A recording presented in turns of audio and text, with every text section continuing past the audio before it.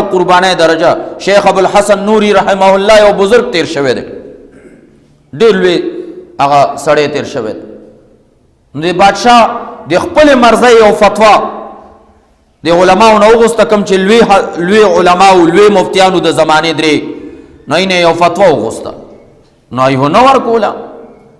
خیال دراغې کنه. نو بادشاہ وی چې دا درې واړه قتل کوي. نو شیخ ابوالحسن نوری رحمت الله علیه د هغې دوو ملګرو نه راوړاندې شو، مخې ته ورته ودرېدو.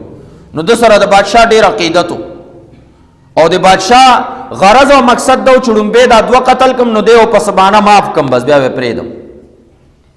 نو اوس دلته خو ړومبی نمبر د هغه و. نو بادشاہ یکدم حکم ورکړو چې پلاني ځای ته یې بوځئ. غرض یې دا و چې ترتیب به بدل شي، دی به وروستو شي یا منځ کې شي که نه، نو زه د ده به هغه نمبر وروستو شي. هلته شیخ ابوالحسن نوري چې دی وړاندې. نو بادشاہ ورته ته دې خوا راشه، وی ته وروستو شه سړیه، او ته دا ته چا ویلي دي زه وروستو کېدی نه شم. شهادت ہے مطلوب مقصود مؤمن، شهادت خو مطلوب او مقصود د مؤمن دی، نه مال غنیمت نه کشور کشائی. مال غنیمت د پاره خو جهاد نی، ذهن تراله د خپل شوشا د پاره خو جهاد نی، غرض او مقصد خو مطلوب خو شهادت دی.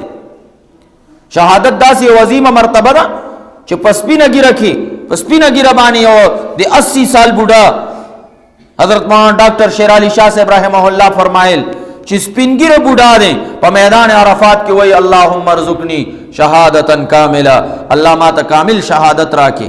شیخ حسن جان شهید رحمت الله علیه شیخ سے فرمایو مور پرو خاندل موت پرې د سړیا تیاو کالو کې به تاسو شهید کېږي، او شو کنه شو روزه په خلا شو کنه شو، الله ورته شهادت ور.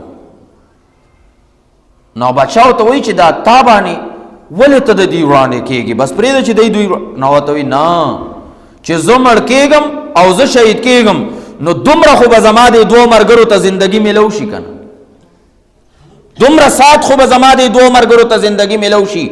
دا و د ایثار او د قربانۍ